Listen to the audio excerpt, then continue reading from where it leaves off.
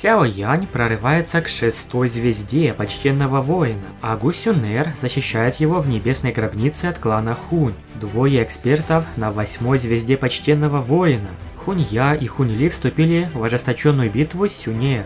Даже она, обладая мощным небесным пламенем, не могла быть несерьезной, столкнувшись с атакой двух почтенных воинов 8 звезд. Плотное золотое пламя вырвалось из ее тела во все стороны, а затем преобразовалось в пламенную ладонь, что направилась в сторону противников. Хунь Ли был человеком с лицом со шрамом.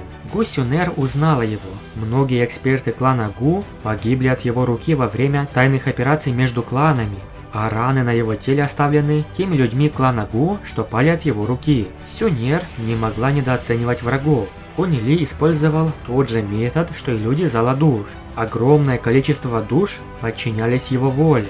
Когда их удары встретились, Хунь Ли приглушенно застонал и отступил назад. Но Сюнер тоже немного пострадала, сделав полшага в сторону. Ее рука даже слегка онемела.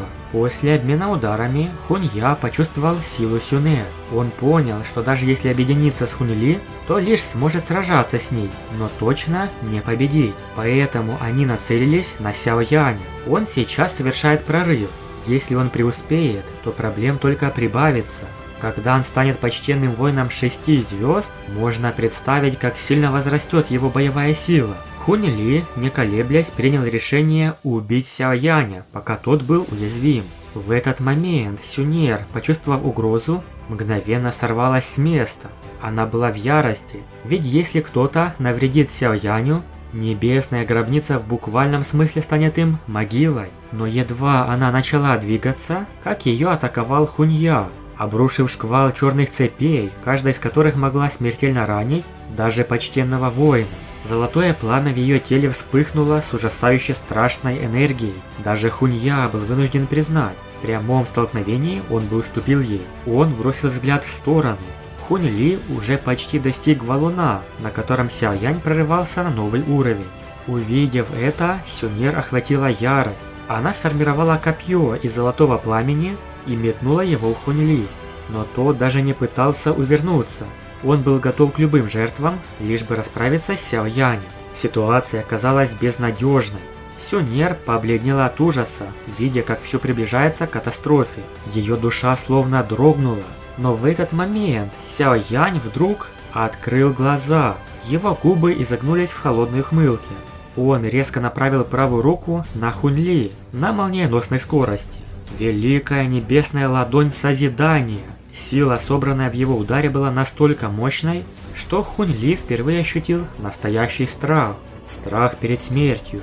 Какое облегчение! Сяо Янь вовремя вышел из медитации. Теперь он точно поможет Сюнер разобраться с людьми клана Хунь. Первым делом он применил технику святого. Это смертельное умение, что способно убить даже почтенного воина. Хунь Ли умрет от руки Сяо Яня. Черная дыра стремительно росла и в мгновение ока настигла Хунь Ли. Тот испытал шок. Когда черная дыра коснулась Хунь Ли, из его тела начали выпускаться волны черного тумана Доу Ци. Однако Хунь Ли не исчез точно так же, как Джай Син. Причина заключалась в разнице их силы. Благодаря своему уровню, Хунь Ли смог сопротивляться ладони сотворения. Сяо Янь это увидел и направил еще больше Доу Ци в черную сферу. Тело Хунь Ли начало разрываться, большие капли крови капали с его рук. Он ощущал, что если так и продолжится, то он не сможет выдержать натиск Сяо Яня. Он пошел на крайние меры. Взрыв душ. Множество могучих духовных тел взорвались. Взрыв остановил скорость продвижения черного света, и Хунь Ли вырвался за пределы влияния черной дыры. Сяо Янь нахмурился. Недаром это эксперт из клана Хунь. Удивительно, но Хунь Ли сумел вырваться из его техники класса Тянь, но она все равно частично достигла его, так что тот выплюнул полный рот крови, а сам отлетел на большое расстояние. Если кто-то решил напасть на Сяо Яня, то будь готов оставить здесь свою жизнь. Гу Сюнер поразилась развитию событий. Она, конечно же, обрадовалась, как Сяо Янь расправился над Хунь Ли. С жаждой убийства она направила золотое копье в сторону раненого Хунь Ли, намереваясь добить его. Золотое копье жестоко пронзило его плечо, а страшная сила проткнула всю его защиту. Хунь-Я выглядел мрачным, смотря на состояние товарища. В его плече зияла дыра. Решившись, он просто взял и отсек ту руку. На отсеченной руке горело золотое пламя, а если бы он так не поступил, то пламя в итоге превратило бы его в пепел. Хунь-Я взвалил Хунь-Ли, еле дышащего, а затем повернулся к Сяо-Яню и Сюньер, расшипев свои угрозы, мол, вы заплатите за это. Хотя, постойте-ка, ведь они первыми напали, да еще в тот момент, когда Сяо-Янь был беззащитен, в процессе прорыва. Они получили по заслугам. Сюньер, конечно, хотела их добить, но, как мы знаем, люди из Заладуш и клана Хунь умеют убегать, так что Хунь-Ли и Хунь-Я ускользнули, но при этом получили серьезные травмы. А Сяо-Янь, между прочим, успешно прорвался к 6-й звезде почтенного воина. Если бы он не проснулся вовремя и не воспользовался техникой Даоци класса Тянь, то подлая атака Хунь-Ли удалась бы. Да, в небесной гробнице стоит быть крайне осторожным. Сяо-Янь твердо решил при следующей встрече точно убить коварного Хунь-Ли. Теперь Сяо-Янь стал еще сильнее. В его глазах струились потоки Даоци, напоминая живую субстанцию. Он махнул рукой, вызывая колебания пространства. Аура Сяо-Яня без сомнений возросла. Почтенный воин 6 звезд. Он чувствовал, насколько повысилась его сила, и был очень ею доволен. Эффект 4 месяцев тренировок без сомнения отличный. Он задумался о 7-й звезде. Но из предыдущих видео мы знаем, какой будет его следующий уровень. Сюньер поздравила его с новой силой. Теперь его разница в уровнях с Буяо была еще меньше. А далее Сяо-Янь и Гу Сюньер направились на 2-й уровень небесной гробницы, куда более опасный. Все это время они были на 1-м и решили, что Сяо-Яню безопаснее совершить прорыв здесь.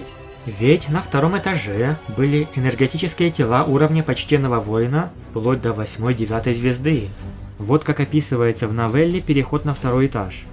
Невероятно мощное давление исходило от высокого энергетического барьера, стоило только приблизиться к нему. Обычному человеку такое было бы не под силу, пересечение границы наверняка превратило бы его в пыль. Даже для опытного практика сила уровня почтенного воина 5 звезд была необходимым минимумом, чтобы пересечь этот барьер и попасть на следующий уровень. Ниже этого верная гибель. А если барьер 2-го уровня так силен, то какой силой должен обладать тот, кто решит войти на 3-й? Возможно, потребуется мощь 7 или даже 8 звезд. Однако для Сяо-Яня это давление не стало непреодолимым препятствием.